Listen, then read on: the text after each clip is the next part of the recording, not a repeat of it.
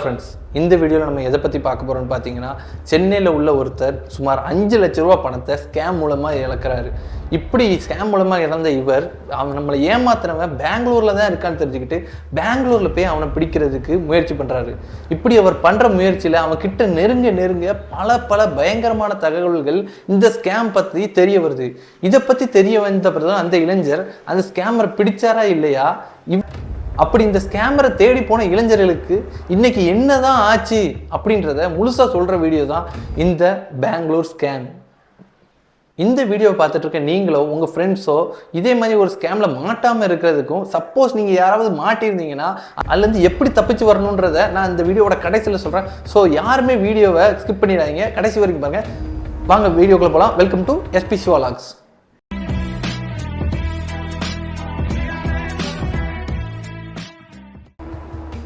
Friends, நீங்கள் இந்த மாதிரி ஒரு ஸ்கேமில் மாட்டாமல் இருக்கணும்னா முதல்ல நீங்கள் ஃபாலோ பண்ண வேண்டியது, அவங்க என்ன பண்ணுறாங்க, எப்படி ஏமாத்துறாங்க அப்படின்றத நீங்கள் தெரிஞ்சு வச்சுக்கிட்டீங்கன்னா நீங்கள் அவங்கக்கிட்ட ஏமாறுறதுக்கு 80% வாய்ப்பு இருக்காது. ஸோ இந்த ஸ்கேமர்ஸ் எல்லாருமே ஒரே ஒரு ஐடியாலஜி தான் யூஸ் பண்ணுறாங்க. அவங்க வர்ற ஆப்ஸோ அவங்க ஃபோன் பண்ணுற நம்பர்ஸோ வேறு இதில் இருந்துருக்கலாம். ஆனால் அவங்களோட ஐடியாலஜி எல்லாமே ஒரு சிம்பிளான ஐடியாலஜி தான். இப்போ மீன் பிடிக்கிறதுக்காக மீன் தூண்டியலில் இறைய மாட்டி தண்ணியில் போட்டுருவாங்க. அந்த மீன் ஆசைப்பட்டு அந்த இறையை கடிச்சு பார்க்கும். அப்போ அவங்க எதுவுமே செய்ய மாட்டாங்க. ஆனால் எப்போ அந்த மீன் பேராசைப்பட்டு அந்த இறையை விழுங்கணும்னு நினச்சி விழுங்குதோ அதுக்கப்புறம் அந்த மீனை யாராலையுமே காப்பாற்ற முடியாது. இதே மாதிரி தான் ஸ்கேமர்ஸும் நம்மளை ஆசை வார்த்தை காட்டி பேசுவாங்க. நம்ம ஆசையை பேராசையாக மாற்றி நம்மளை ஏமாற்ற ஆரம்பிப்பாங்க. அப்படி ஏமாற்ற ஆரம்பித்ததுக்கப்புறம் நம்ம கிட்டேருந்து கொஞ்சம் கொஞ்சமாக காசை வாங்கி ஒரு பெரிய லெவலில் அமௌண்ட்டை நம்ம கிட்டேருந்து கொள்ளையடிச்சிட்டு போவாங்க. இப்படி கொள்ளையடிச்சிட்டு போகிற கொள்ளைக்காரங்களுக்கு பேர் தான் இந்த காலத்தில் நம்ம சொல்கிறது ஸ்கேமர்ஸ் அப்படின்றது. ஸோ இதை எல்லாருமே ஞாபகம் வச்சுக்கோங்க. யாருமே பேராசைப்படாதீங்க. அந்த பேராசையை பயன்படுத்தி தான் ஸ்கேமர்ஸ் எல்லாருமே உங்கள்கிட்ட கொள்ளையடிக்காங்க. இப்போ நம்ம கதைக்குள்ளே போகலாம். பெங்களூர் ஸ்கேம்ஸ் இதோட ஓப்பனிங் என்னன்னு பார்த்தீங்கன்னா, சென்னையில் உள்ள ஒரு 26 வயசு இளைஞர் இன்ஜினியரிங் படித்து முடிச்சுட்டு சொந்தமாக தொழில் பண்ணுவோன்றதுக்காக எக்ஸ்போர்ட் அண்ட் இம்போர்ட் பண்ணிக்கிட்டு இருக்காரு. இவர் எக்ஸ்போர்ட் அண்ட் இம்போர்ட் என்ன பண்ணுறாருன்னு பார்த்தீங்கன்னா, சைனாவிலேருந்து எலக்ட்ரானிக்ஸை இந்தியாவுக்கு இம்போர்ட் பண்ணி அதை இந்தியா ஃபுல்லாகவே டிஸ்ட்ரிபியூட் பண்ணிக்கிட்டு இருக்காரு. நல்ல ரேட்டில் விற்கும் போது இவருக்கு அதில் ஒரு நல்ல வகையான ப்ராஃபிட் வருது. இப்படி இவர் லைஃப்பை ரன் பண்ணிக்கிட்டு போயிட்டு இருக்கும்போது இவருக்கு ஒரு மிகப்பெரிய ஆஃபர் ஒன்று ராஜஸ்தான்லேருந்து வருது. அப்படி அது என்ன ஆஃபர்னு பார்த்தீங்கன்னா, நாங்கள் இந்த மாதிரி இந்த மிஷின் எங்களுக்கு வேணும், இதை நீங்கள் எங்களுக்கு வாங்கி கொடுங்க அப்படின்னு சொல்லி ஒரு 10 மிஷினுக்கு ஆர்டர் வருது. இந்த மிஷினோட வேல்யூ மொத்தமாக பார்த்தீங்கன்னா 22 லட்ச ரூபா வருது. இதை இவங்க வாங்கி செல் பண்ணாங்க இவங்ககிட்ட அப்படின்னு சொன்னால் இவங்களுக்கு சுமார் 4 லட்ச ரூபா ப்ராஃபிட் வருது.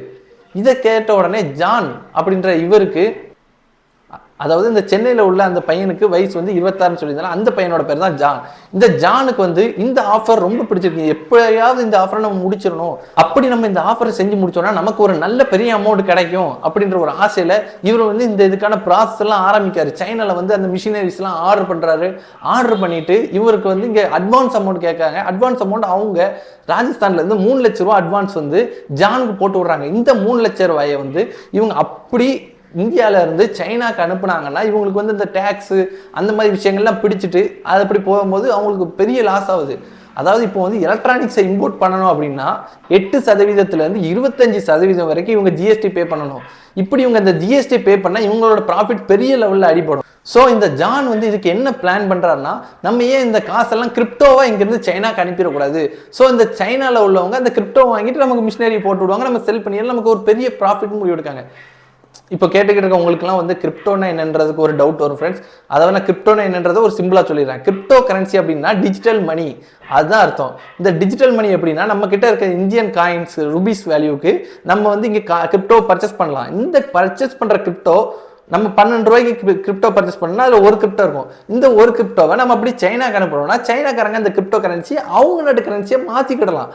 இதுக்கு எந்த ஒரு சர்வர் டிஸ்டர்பன்ஸோ எதுவுமே கிடையாது. நம்ம மணியை கிரிப்டோவாக இந்த நாட்டிலேருந்து வெளிநாட்டுக்கு, மலேசியா, சிங்கப்பூர், துபாய் யாருக்கு வேணாலும் எப்படினாலும் அனுப்பலாம்.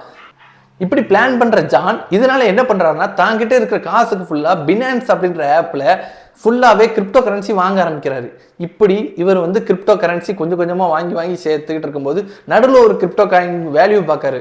ஒரு காயின் எல்லாருமே 12 ரூபாய்க்கு கொடுத்துக்கிட்டு இருக்கும்போது இவர் 8 ரூபாய்க்கு கொடுக்காரு. ஸோ இவர் 10,000 ரூபாய்க்கு அந்த காயினை வாங்கினாரு. சும்மா ஒரு ரேண்டமாக நான் உங்களுக்கு சொல்கிறேன். இப்போ ரூபா குறைஞ்சி கொடுக்காரு. ஒரு காயின் ரூபா குறைஞ்சி கொடுக்காருன்னா யோசிச்சு பாருங்க, இவர் 10 ரூபாய்க்கு வாங்குற காயின் வந்து அவர் 6 ரூபாய்க்கு கொடுக்காரு அப்படின்னா இவருக்கு வந்து திரும்ப இதை சேல்ஸ் பண்ணாலே இவருக்கு 10 ரூபா. ஸோ இவருக்கு எப்படினாலுமே 4 ரூபா ப்ராஃபிட் இருக்கு.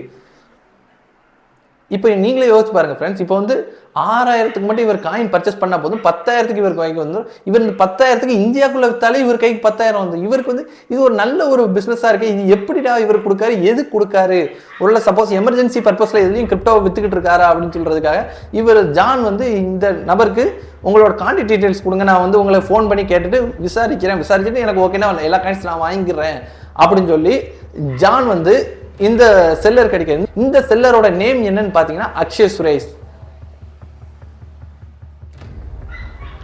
இந்த அக்ஷய் சுரேஷ் அப்படின்றவர் ஒரு மிகப்பெரிய ஒரு ஸ்கேமர் ஃப்ரெண்ட். இந்த விஷயம் ஜானுக்கு சுத்தமா எந்த ஒரு ஐடியாவும் இல்லை. ஜானுக்கு வந்து இது கொஞ்சம் ஃபேக்காகவும் தெரியுது. என்னதான் இருந்தாலும் ஜான் வந்து ஒரு படித்தவர், இதே மாதிரி நிறைய ஸ்கேம்ஸ் நடக்கும். ஆனால் இந்த பினான்ஸ் ஆப்ல இப்படி பண்ண மாட்டாங்க, அது எப்படி இவர் பண்றாரு அப்படின்ற ஒரு இதுல சப்போஸ் இது ஒரிஜினலா இருந்தால் நம்ம வாங்கிக்கிடுவோமே அப்படின்னு சொல்லி இவருக்கு ஒரு எண்ணம் வருது. அதனால இவரோட ஆசையில இவர் வந்து அந்த அக்ஷய் சுரேஷுக்கு ஃபோன் பண்ணி கேட்காரு. ஹலோ சார், இந்த மாதிரி நாங்கள் வந்து சென்னையிலேருந்து பேசுகிறோம், நீங்கள் வந்து போட்டிருக்கீங்க இந்த மாதிரி காயின்ஸ்லாம் இந்த மாதிரி கம்மியான ரேட்டு கொடுக்கீங்களே, எப்படி சார் இது வந்து உண்மை தானே அப்படின்னு சொல்லி கேட்கும்போது அந்த அக்ஷய் சுரேஷ் வந்து ஆமாம் இது எல்லாமே உண்மை தான், நீங்கள் வந்து எனக்கு கேஷ் போடுங்க, நான் வந்து உங்களுக்கு காயின்ஸ் அனுப்பிடுறேன் பிரதர் அப்படின்னு சொல்கிறார். பட் இதில் வந்து ஜானுக்கு வந்து எப்படினாலும் இவரால் நம்ப முடியல. அது எப்படி இவ்வளோ குறைஞ்ச ரேட்டுக்கு இவர் கொடுக்க முடியும்? சப்போஸ் இவர் கொடுக்குறதா இருந்தால் தான் வேற யார்கிட்டனாலும், அதாவது அந்த காயின்ஸை வந்து வேற யார்கிட்ட தமிழ்நாட்டிலேயோ இந்தியாவிலேயே விற்றாலுமே இவர் 10 ரூபாய்க்கு தான் விற்கலாம், 10 ரூபா 12 ரூபாய்க்கு விற்கலாம். ஆனால் இவர் எதுக்காக 8 ரூபாய்க்கு கொடுக்காரு? சப்போஸ் இது உண்மையாக இருந்தால் நமக்கு இதனால ஒரு பெரிய லெவலில் ப்ராஃபிட் இருக்குமே அப்படின்ற ஆசையில் ஜான் வந்து கேட்குறேன். சார் இது வந்து நான் நேரில் வந்து உங்கள்கிட்ட காயின்ஸை வந்து வாங்கிக்கிறேன், நான் உங்களுக்கு நேரில் அக்கௌண்ட்டில் மாத்திரம் நீங்கள் எனக்கு நேரில் காயின்ஸ் வந்து மாற்றி விட்ருங்க அப்படின்னு சொல்கிறார். இதை கேட்ட உடனே அக்ஷய் சுரேஷ் சரி ஓகே நீங்கள் வந்து பெங்களூர் கிளம்பி வாங்க, நம்ம மீட் பண்ணலாம் அப்படின்னு சொல்லிட்டாரு. இதை கேட்ட ஜானுக்கு வந்து இது வந்து ஒரு அதிர்ச்சியாக, எப்படா ஆன்லைன் வந்து இவர்கிட்ட பேசுகிறோம், சரி ஒரு வேளை ஒரு ஃபேக்காக இருப்பான்றதுக்காக தான் நம்ம வந்து கேட்டோம், இவர் எப்படி நேரில் நம்ம வர சொல்கிறாரு அப்படின்னு சொல்லி ஒரு டவுட்டில் சரி ஓகே என்னதான் இருந்தாலும் நம்ம கிளம்பி போயிட்டு வரலாம், இதில் போயிட்டு வர்றதில் நமக்கு ஒன்றும் இல்லை அப்படின்னு சொல்லி ஜான் வந்து அவரோட காரை எடுத்துக்கிட்டு அவரோட ஃப்ரெண்டையும் கூப்பிட்டுக்கிட்டு ஜான் வந்து சென்னையிலேருந்து பெங்களூர் ட்ராவல் பண்ணி போகிறாரு. இப்படி ட்ராவல் பண்ண ஆரம்பிக்கிற ஜானுக்கு பெங்களூரில் மிகப்பெரிய அதிர்ச்சி காத்துக்கிட்டு இருக்கு. அது என்னன்றதை நம்ம இப்போ போக வீடியோஸில் பார்ப்போம்.